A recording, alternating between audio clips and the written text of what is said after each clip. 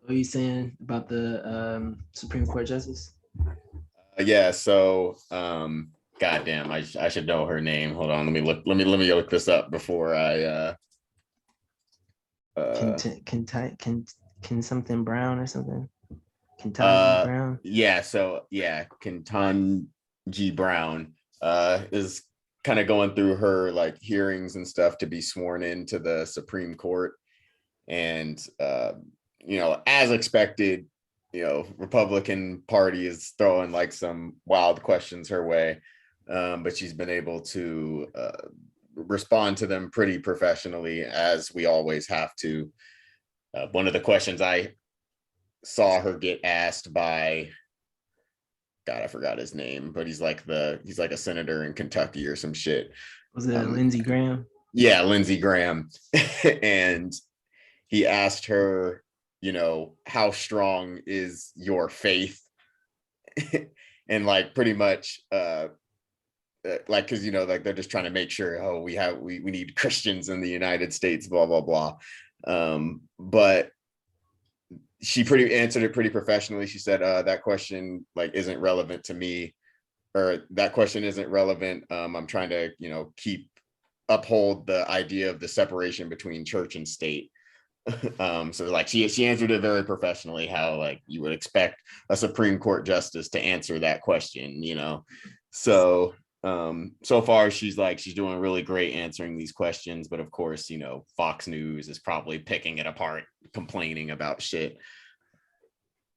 I think Ted Cruz asked her to define what a woman is, and she was like, I'm no biologist, so I can't answer that question for you. No biologist. That's fantastic. Yeah. No biologist. I'm no biologist. Yeah. So I mean, she's answering the questions how like an impartial Supreme Court justice should answer questions, not leaning towards a specific like faith or idea of something. Surprisingly, I'm checking right now. Fox News is not talking bad about her on their front page. Oh, wow. Well, yeah, I mean, it's more of a political circus from, the Republican Party just doing their bullshit they do. I mean, like those committees, those like hearings or whatever are a joke. Yeah. I feel like they hold no real weight. Even if you ask hard-hitting questions, I feel like in the last couple kind of selection committees, like regardless of what questions have been hit, like whether they've been like ridiculous or actually like hard-hitting, like trying to like the more recent one was like Kavanaugh, where they were asking about like other things in his like past, but like it felt like no matter what happened, as long as you have the president on your side, it's a go. Yeah, like even with Amy Coney Barrett, like they asked her what are the five freedoms granted. Yeah, and she couldn't answer all of them. Yeah.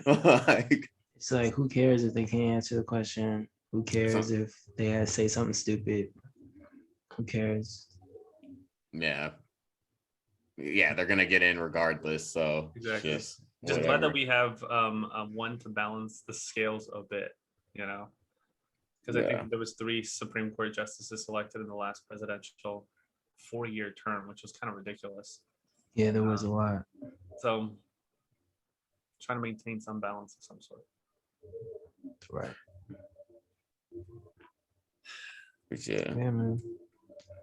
Yeah, man. I wish her the best, man. It's gonna be a tough job. Yeah, for sure. It's gonna be a very tough job. But this is the Mostly Bullshit podcast. And I'm Mike. I'm Brandon. I'm Solomon. And this is the weekly catch up with 3 former college roommates, where we talk about politics, we talk about finance, we talk about global issues, everything, sports, all that. But don't take us too seriously, because we're just mostly bullshitting, as the title suggests.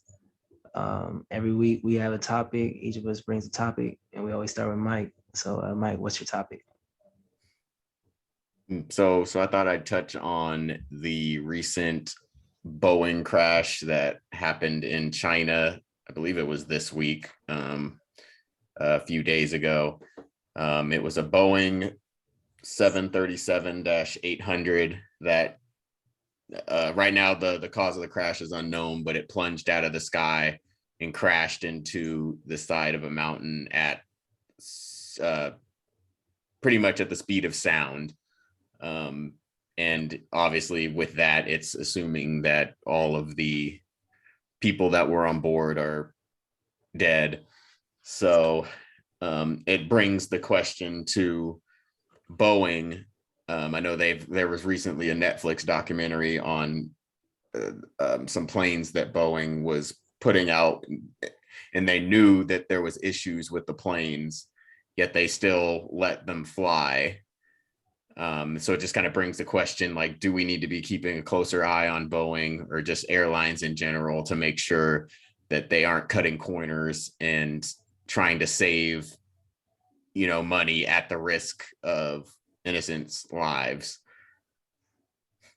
Yeah, we got to definitely have some more regulation on airlines if they're doing that. I mean, honestly, this is news to me, but Yeah, so essentially with what the documentary is about, or I believe what this documentary is about, is Boeing released some planes. I forgot how long ago it was, but they had some sort of new technology that was supposed to help navigate the plane, I believe. And essentially, like, there was like a known error that occurs, like that would occur with this new system, and they withheld that information from the pilots that were flying the plane. So essentially, like, when the error happened, the pilots had really no clue how to react to it, and just pretty much guaranteed that the planes were going to crash. So it happened on two separate occasions, both in third world countries. So that's probably why, it wasn't in huge, national news, or they didn't have to deal with any true like repercussions of it. I think one was like in the Philippines and the other one was I can't remember. But you said yeah, this one was in China, the most recent one that just happened this week was in China. So that's right? why, like, So it's none of them have been domestic, because I wonder if like we get like the newer shit and they just have like really really old outdated shit. Like the servicing of Yeah, right, exactly. Maybe the servicing isn't as good. You know what I mean? Like like no, if you're getting like new parts or something, like they're getting like the janky new old parts, like, and we're getting like brand new parts. I don't know. so I mean, I I have to imagine do more China research would into it have some and watch that pretty documentary. yeah, I imagine China would have some pretty good like regulations on flights, but I mean, it could come down to, yeah, the individual airlines. So like when Boeing sells the planes to these airlines, do they pretty much just sign off all maintenance and checks to the companies Right. that Right. purchase them? So if that's the case, and like obviously like they haven't figured out what went wrong with the plane, because this has been a plane that's been, or a model of a plane that's been flying since the 90s. Right. So, this plane has probably seen thousands of flights, and there's no guarantee that this is 100% Boeing's fault. Like perhaps the airline just didn't do proper maintenance on the plane, or what I do want to just quickly point out here is I think the reason why we're still talking about this is because there's a lot of variables as it relates to like the locations where these events are happening, where as it relates to like the airlines that these events are happening with. But the consistent thing that's happening throughout this pattern is that they're Boeing manufactured airplanes. yeah, Yeah, go ahead. and I would agree with that, but like, as I kind of were touching on before, is most planes in the sky are Boeing. That's just like 43% or something like that of US planes are Boeing, and then every other manufacturer of airplanes is like 12% or less. True. So it's just like I don't know what it is worldwide, but I would also assume that a similar ratio of the amount of planes that are in the sky are Boeing worldwide. So But like just I based think off that.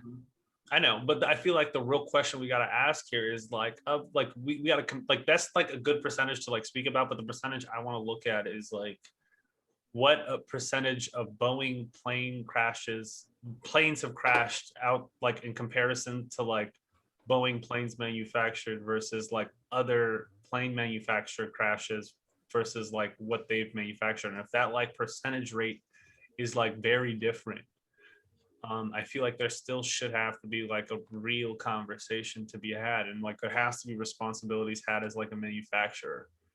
Like just being the manufacturer of the plane, I feel like there are still responsibilities tied to it. I feel like even if like the airlines have like control, Boeing are still the experts at the end of the day. Like for any recalls, for any like anything that happens on like the quality side, like they have to kind of Boeing is the one that sends that message out to the people who are servicing the planes, whoever they may be, whether they are Boeing people or the airlines people. So all this information still comes from Boeing because like when they hear like the airlines don't take care of like defects like they do on like site, but they still kind of have to report it into the manufacturer so the manufacturer can make like better models. Like that's how they make better models and that's how they improve on their kind of design and stuff. And so I think Boeing still, even if they're not there, they're still aware.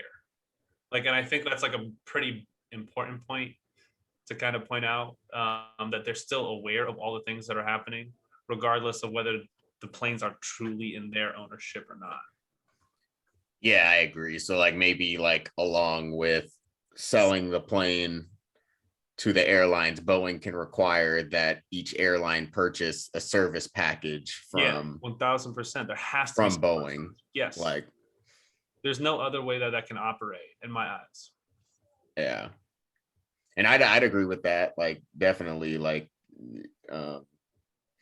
to be honest, like I would rather like, a plane be fucking thoroughly checked every time it takes off. Like sure. I want to make sure like everything's operating properly, no cracks in the fucking wings or no flaws in the engines.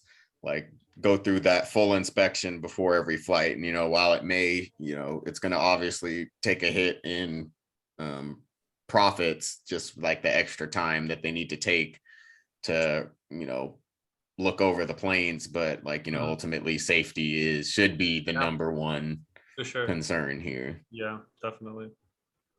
But I mean, with capitalism, will safety be the number one concern? We don't know. Doesn't even matter. Will this actually hurt Boeing? Like, no, their stock might go down for like a couple weeks. Like I checked their fucking stock, it barely went down. It went back up the same day. I was like, what the fuck? Like, how is this like? Doesn't matter. Business. People still need to fly. People flew that same day. Like it doesn't stop anything, really. Yeah. Yeah, I feel like it's on the airline. That the airline needs to, should take the most so like based on the Netflix documentary, that was 100% on Boeing. In this case, like I can't, like there's not enough information out to see, what was the cause. They did find the black box, but they haven't released, or one of the black boxes that they have in the plane. I don't even know what kind of information you get from that, but they're supposed to be, I think maybe it might have like recordings of what was happening before the crash. Yeah. And so what I'll say to that also is like I feel like I'm still like on the fence about who's going to be at fault, because what I see is what I assume is how the plane is serviced is that like Boeing representatives still have to come check on the plane from a time to time period. I don't think they can just be completely hands off. And so I feel like it could be on Boeing and like field engineers not seeing something that they should have seen, or it could have been something that led in like to the day-to-day maintenance that could have led to this, which I guess might be on like the airline engineers, like the airport engineers. I'm not sure how that's kind of serviced, but I don't know. It'll be interesting. I think we'll kind of have to wait and see how that plays out.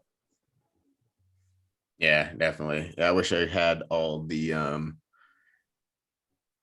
yeah, I mean, looking on Wikipedia, they got a big long list of incidents that occurred. It doesn't necessarily mean that they crashed, but yeah, in 2000, okay, here's the one on the Philippines. So that was probably the one, I was one of the ones from the documentary. And then I saw something in Ethiopia. Oh, sure. Might have been the other one, but no, Yeah. there's a big long ass list of this shit. So yeah, they've had quite a few incidents. But those are from like the 2000s and yeah, damn, even into the 2010s. Mhm. All with the 737. So it seems like, yeah, they need to like evaluate that plane. Yeah. And I think it's the plane. yeah.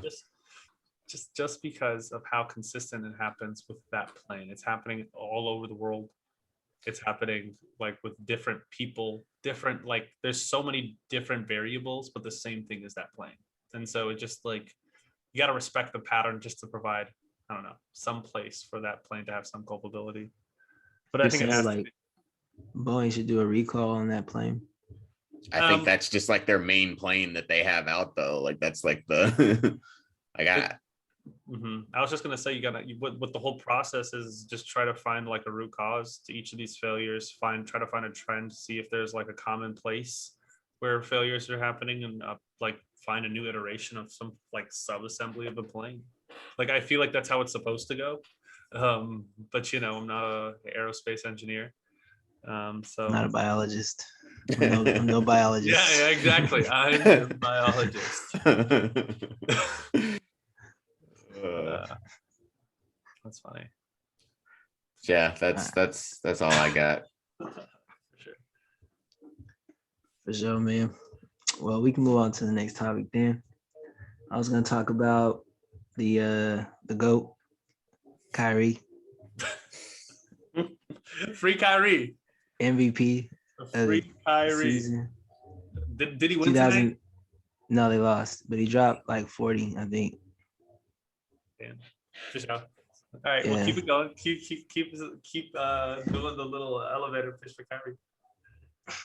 Well, Kyrie got some great news today. He's allowed to play in home games. There is now a vaccine exemption for athletes and entertainers in New York. So athletes, in every sport are allowed to play, and entertainers who aren't vaccinated are allowed to perform at all their venues. I'm interested, see if San Francisco does the same, moving forward. Feel bad for Andrew Wiggins. So like all-star nod. He sacrificed but got the all-star nod. I know, no, he got his money's worth for He that. got his roses. Honestly, Yeah, for sure. no, well, not just his roses, but he got like a real like something to put on the table when he's like negotiating for a new contract. 1,000%. Yeah. So I don't know how I quite feel about that. I don't know if that's fair to like, it seems like that's kind of special treatment to, athletes and entertainers. It is. When like Definitely is. But like I get that they're not normal people. Yeah. They At are. the same time, under the law, they should be treated as normal people. They should be. They should be. normal Like people. you got to understand, like from the people who are giving these laws down, like this mostly impacts kind of like the economy, like tourist economy specifically. Exactly. It's like for the least amount of exemptions, the city gets the most amount of money. Is how I see it. Like you'll get like, Djokovic. I went to a fucking what's it called, tennis tournament the other weekend where Djokovic wasn't able to play because of his vaccine status, and now during the U.S. Open later in the summer, he'll be able to play in New York, which I believe will like pull out a fuck ton of more fans because he is thought as of the number one tennis player in the world. So Exactly. if the number one tennis player in the world is able to come to your city to play. If Brooklyn can potentially win an NBA championship, I feel like these things when put in front of the like there's like just hard numbers put in front of like Was it the mayor or the governor who passed this?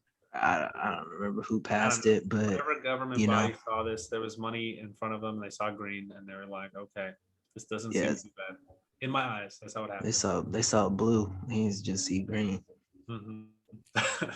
Yeah, I get that. Like money rules all, but it just it is. I do agree that it was a little sus that like Kyrie was able to attend the game as a fan, but not actually play. Like that was stupid.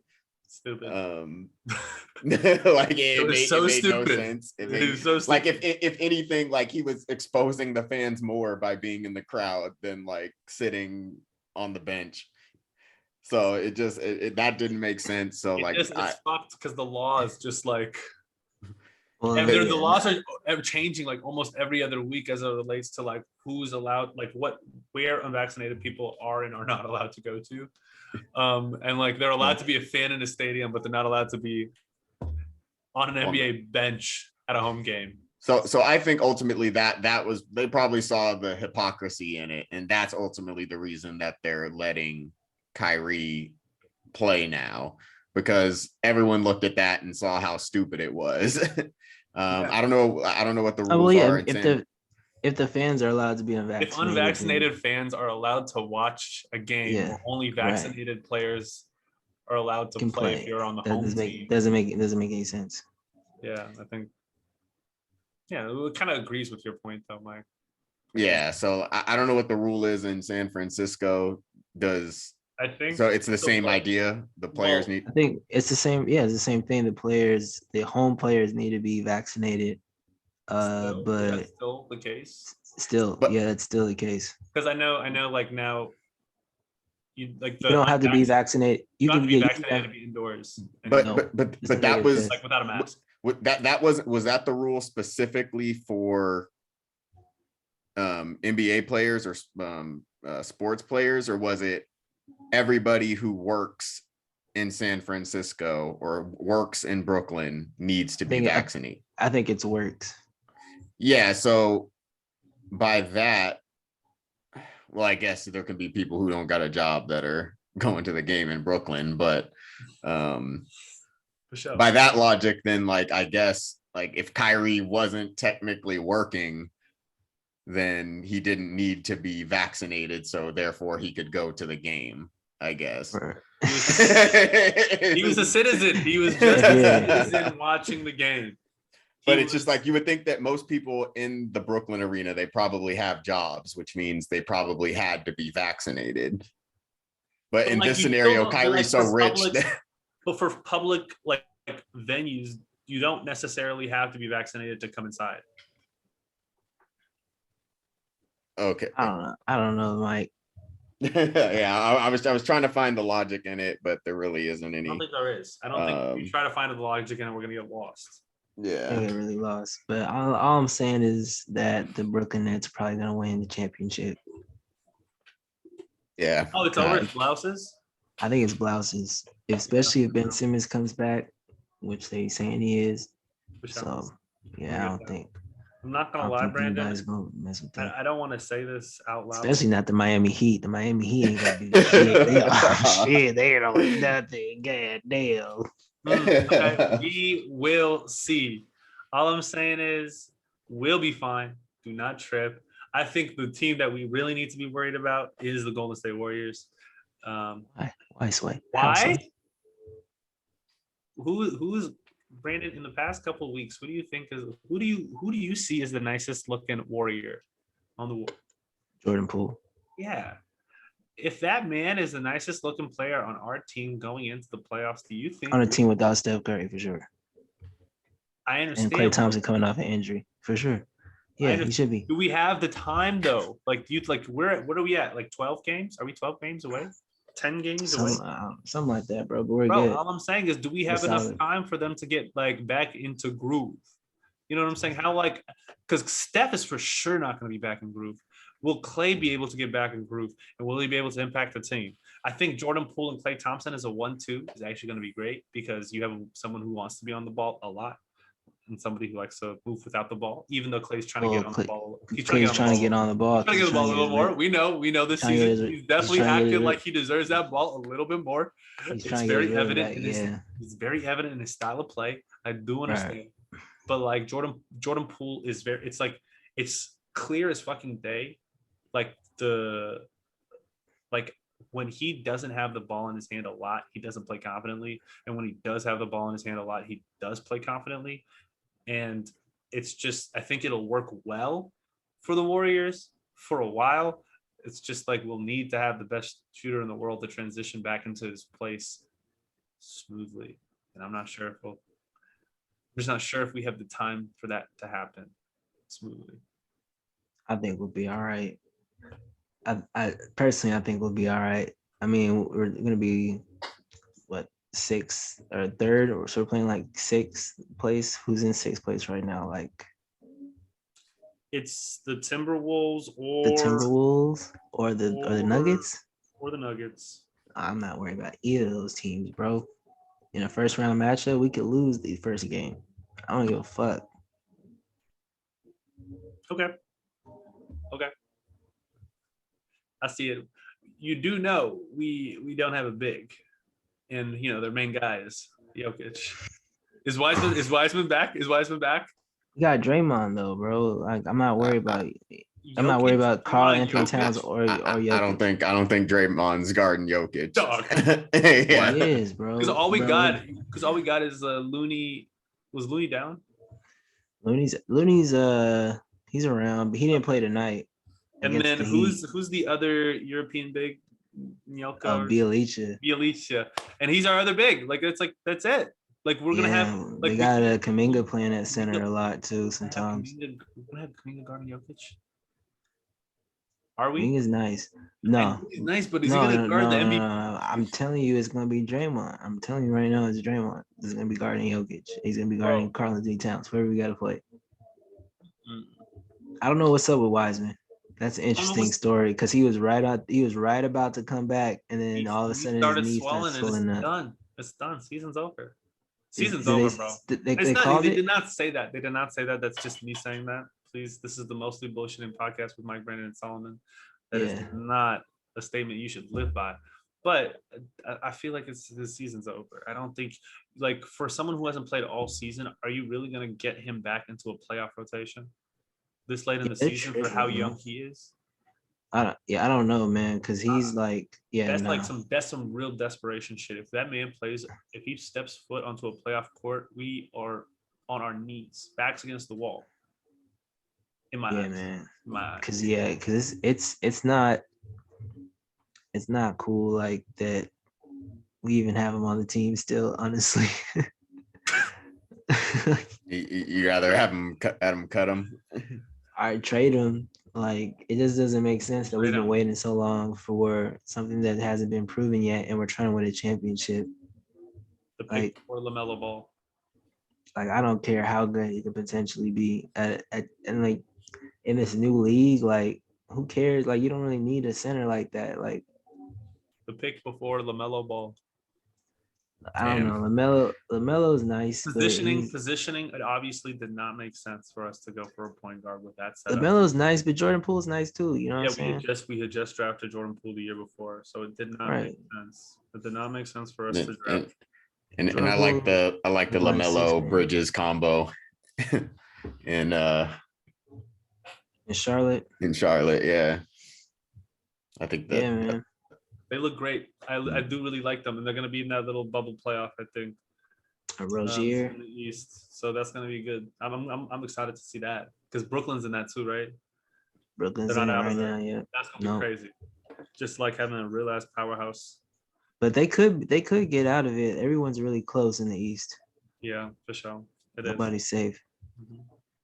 It's crazy how both Brooklyn and the Lakers will be in the play-in. Potentially. Yeah. No, the Lakers are for sure in the play-in. 100%. Yeah, there's no way Portland can catch them. Like, it's just like the drop-off between, like, the Lakers, because the Lakers are in 10th. Right. And then there's nobody, like, so bad. It's so crazy. Is the play-in is between 7th through 10th? Yeah. So the 7 and 8. Yeah, Then 7 9 and and 8 10. play first, and then 9 and 10. 8 plays at 7, 10 plays at 9. The winner of 8v7 becomes the 7 seed. The loser of 8v7 hosts the winner of 9v10, and then they play for the 8 seed. Nice. Yeah, Oh. I kind of like the format. It was really cool to go to the Warriors Grizzlies game, even though they lost off a Draymond floater that airballed, even though he was 4 feet from the rim. But it was cool. It was cool. I think there should be like a I don't totally agree with the play-in.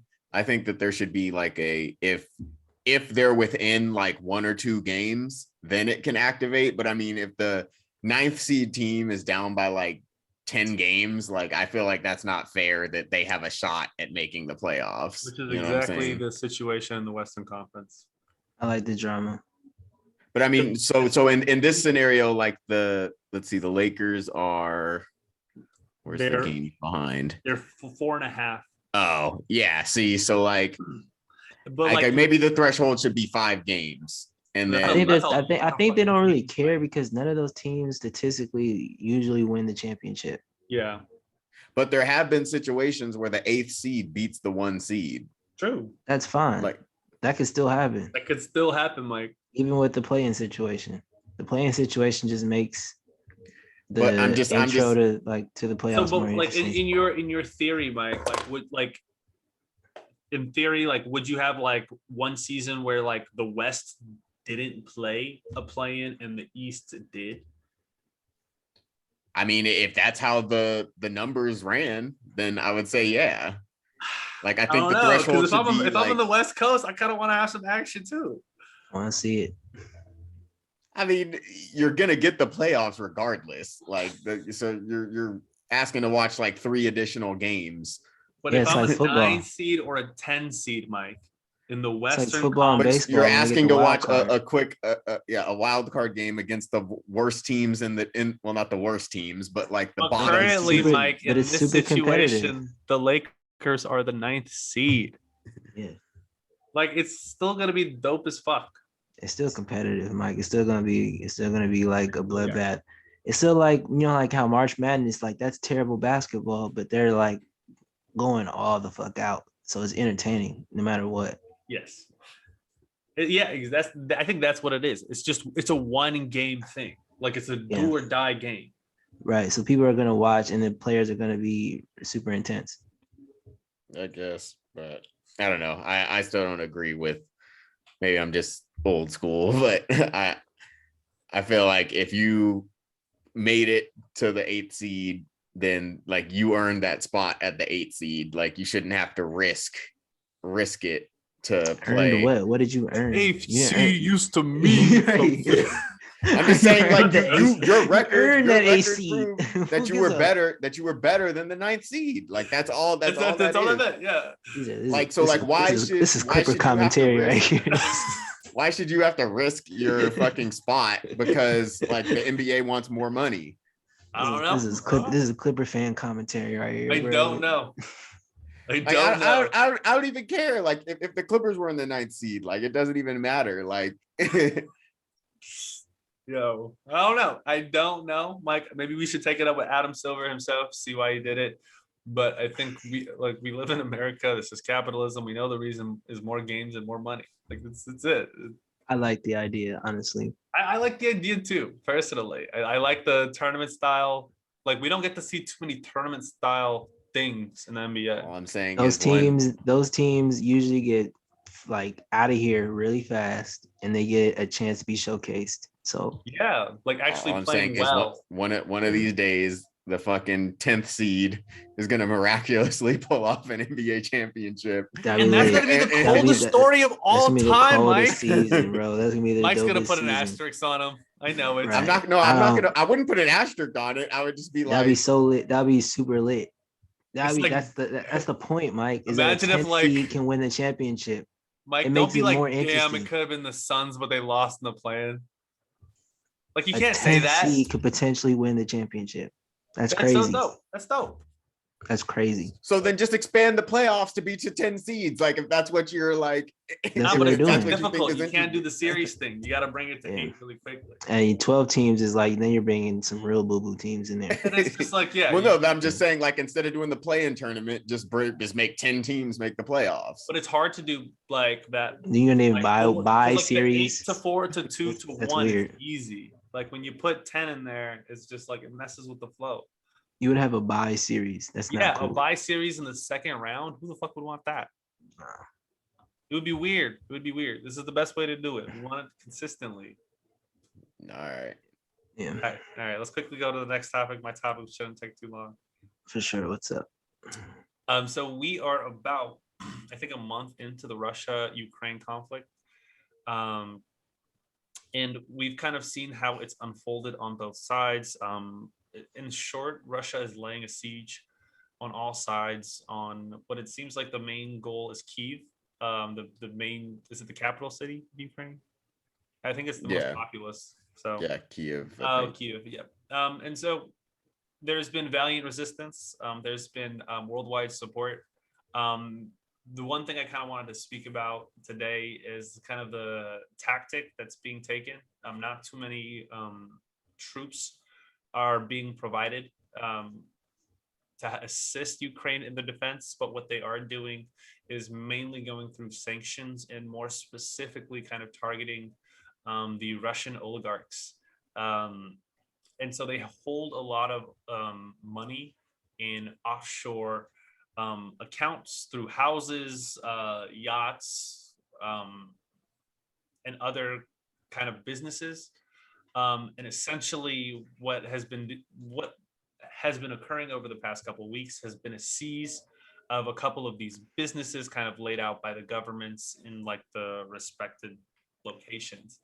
And it seems like it's been pretty effective, but I feel like this is a unique kind of thing to happen. I kind of wanted to hear what your guys' take on it is. Like, is kind of like seizing like this honestly just feels like worldwide civil forfeiture, where they're kind of just like grabbing everything and then trying to force someone to like act in their own way. But how do y'all feel about it? And how do y'all feel like it might relate to like the China-Taiwan conflict kind of going down the road? So you threw me off with that last part. So I guess I'm not quite understanding. So if the oligarchs have offshore accounts and offshore assets, how would sanctions on Russia affect their money? So what has been occurring is like through like NATO, the EU, and like other kind of countries worldwide are supporting kind of like these sanctions being handed down. Like they have houses in like London, they have businesses. They're taking rich Russian people who have power and influence in Russia. Mm-hmm. They have like property and assets in other countries, in NATO countries. Yes. Mm-hmm. Those NATO countries are seizing their assets. Mm-hmm. Oh, okay. And freezing their accounts. Yeah, I see now. Okay, that makes sense. And so now these rich people are talking to Putin, are on Putin's head, like, bro, let me get my shit back. Yeah, essentially. Stop, man. I need my shit. I hope they invested in crypto. That's all I gotta say. Like Putin. Putin's like, man, you should have done Bitcoin. I don't know. Yeah, but I was gonna say, like, how do y'all think? Do you think it's gonna actually change anything? Does it change anything? I think so. I mean, for the country of Russia, yeah, for sure. I mean, if the oligarchs are the ones funding the war and they start to run out of money, then how are they? They can't really continue, sending supplies to their front lines. Mm-hmm. They're gonna lose. It looks like Russia's about to lose, and then they're gonna join China. Join China. And then well, they'll be their own country still, but they'll just be on like China's digital yuan or whatever. They'll use China's currency. Yen. Yeah. Or yuan. Or yeah. But I mean, is that what? I forgot, something like that. Yen or yuan or something like, yeah. like, is that what like Putin would really want though? Like I thought the whole point of invading Ukraine for him was to, I mean, It was a obviously stupid idea. it was a stupid idea, but wasn't Yeah. it to like gain more power? Like, was. so now he's And going to he's be gonna giving up lose. even more power to China to Yeah. But by he's but depending on he their. only. I think the play. I don't know. I'm not mostly bullshitting, right? But I think the play is that he's like apparently Putin's like is like the richest man in the world, Yeah, that's what I've heard as well. right? So he doesn't give a fuck about anybody else at that level, right? So he's like, Russia's cool, but I just got all this money, so I could be anywhere. You know what I'm saying? Oh, you I think mean, he's I gonna If I get bail that, need but out? then like, Chinese, then what was the point of invading Ukraine then? Like, I thought like, I thought maybe his it's just idea a for invading Ukraine maybe was it's a to. reason to dissolve Russia. I don't know, and run No, off but I into the think it was. sunset. I I don't don't know. think it was. I don't think he was trying to dissolve Russia. What I think it was more of like an egotistical kind of like campaign. Like, because like if you look at like Russian like rulers of the past, they're all like super strong, super terrifying, and they're all known for doing like one crazy big thing. I feel like Putin is like, I don't know. I feel like he's filled the role almost to a T outside of doing that like really big thing. He had never been in like a real war. He had been assisting in proxy wars. The first real big thing he did was like, the Crimea thing in 2014. But this feels like, the man is pretty old. I feel like I think he's over 70. So I feel like people in Russia don't live that long. I'm not exactly He's sure just how. trying to solidify his place in history, or Yeah, what? I feel like this is like in terms of like those types of power people, like it's just like you got to be on top. Like this is like at this point, like you're at the end of your career and you're just trying to figure out how to finish that narrative up. So you got like a nice ribbon on it. Like we got Ukraine, it's in the bag. I passed it to my son, or I don't know who it is. And we lived happily ever after. Ukraine and Russia is one, and that's like the bedtime stories that Putin hopes that like they'll be reading to their grandkids like in the next Right. generation. I don't know. Right. But I don't think they're gonna be able to win that war because Yeah. because of crypto at the same time. How so? Well, just because we're able to transfer funds over there, people are able to transfer money over there or transfer resources over there, really efficiently. Um, and so they're going to be constantly supplied by the rest of the world against Russia. Who So says they're Russia's constantly supplied? Ukraine Oh, okay. financially, like in terms of military supplies, first aid, all that type of shit. Mhm. And not only like that, but like fast as hell. Like it's gonna get there like hella fast. Yeah. It's not gonna take hella long. No, It's but I gonna was be gonna made ask, really like, fast and just be repetitive yeah, and supplies. for sure. And I didn't mean to cut you off, but just to add on, like, I was gonna ask, do you know if like the sanctions kind of like affect like crypto transactions into Russia as it relates to support? I believe they do, but I'm Okay. not too sure how they do. Okay. But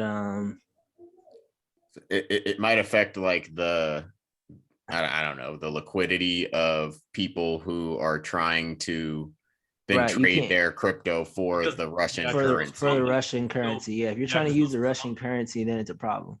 gotcha. Because those crypto Yeah. companies are still based out of somewhere. Right, but I Like, think what if if you're on an exchange based in like a NATO country, yeah. and you're trying to exchange your Bitcoin into some Russian currency, I don't think you can do that Gotcha. with Coinbase or whatever.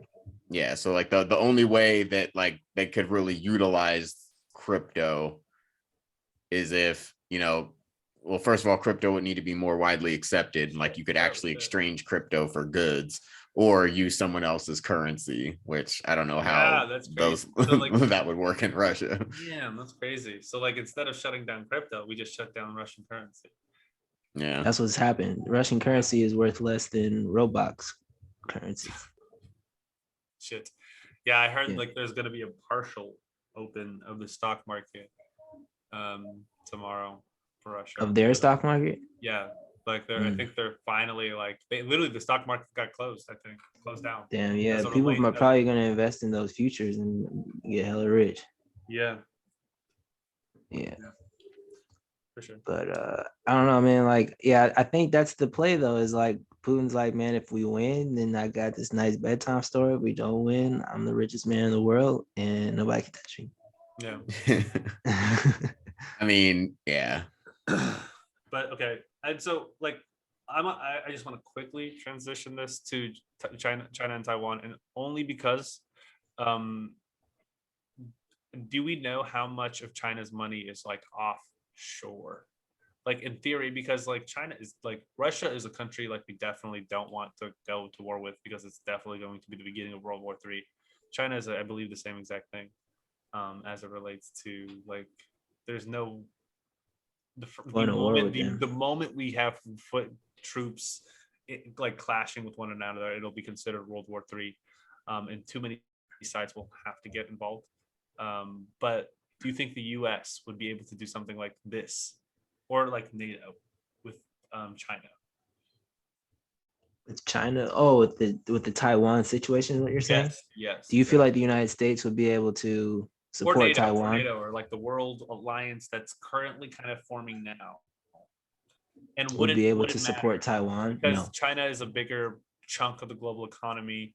No. I believe more money is held within China than as it relates to the Russian. Would we be able to do to China what we're doing to Russia? Is what you're saying? Not the extent of it, but would we be able to impact them in a way where we would be? Is China if China invaded Taiwan? Yes. Militarily. In the event. In the event. No. Okay. Yeah. Why is that? And why is that? Like, why do you think so? We owe China trillions of dollars. Okay. Yeah. Yeah. Most of our goods are made in China. Yeah. The last president before Trump signed a bill to make it easier to trade with China. that the most recent president re-signed in after Trump took it away. So, yeah. Damn. Was Trump on to something? Trump wasn't fucking with what was going on. Yeah. What's going on, which I believe is like a global conspiracy. I was just gonna say global power, but you know. Yeah, like I saw a clip of Trump for like the first time. Like I watched a clip and I was like, damn, he's making sense, kind of. In reference to like, I think it was in reference to like Russia and something about. Yeah, it was in reference to Russia. Like, why are we depending so heavily on their oil and gas imports? Pretty much. I can't. I mean, Trump. We could say he said some cool shit, but he a two-faced ass nigga. Yeah, yeah, you're right. Yeah, and that's pretty much all I got as it relates to that topic. Attacking the rich, just as a lesson for everybody in the room, attacking the rich only works when you're richer. Damn. Well, the world is richer. The world is richer than Russia. I don't think the world is actually richer than China. Russia, no. It maybe the same. It might be like this. The sides that will agree, like whatever they can have out of an alliance, might be equal to that for China. But like the thing is, China already owns, half of Africa. That's what I was about to say, Solomon. I was just about to say that, Solomon. I was just about to. I was just reading hella hard. I was like, does China actually have more money? Things. They own real things. Yeah, like fuck money. They own actual things that are valuable. Like that's fuck money. Yeah, when you think about it, like as it relates, I think this is the real question we should kind of take away.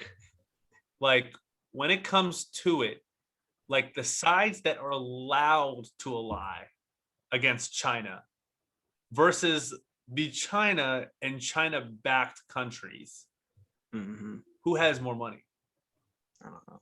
Because in a world, in theory, that's what I'm saying. I'm not even thinking about money. So I'm thinking about who has things. more resources. Who has more? Yeah, things. no, because the thing is like I'm not just speaking to the money of it. I'm talking about the resources, like the GDP, like what can be provided in an event where there's, I guess, a controversy. I don't know. When shit gets real, like there will be like that split down the middle, and it's like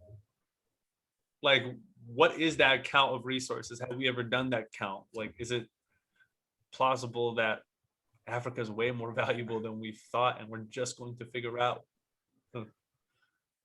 like in the next. They're secretly hiding, what's it called, vibranium. No, it's lithium. Lithium is actually vibranium, guys. Lithium, cobalt, all that. You know what I'm saying? Yeah. Yeah. Come on now, like it's. And is the world ending in the next 100 years? No. Okay. No, the aliens would never allow that, Solomon. Never allow that. I promise you. For sure.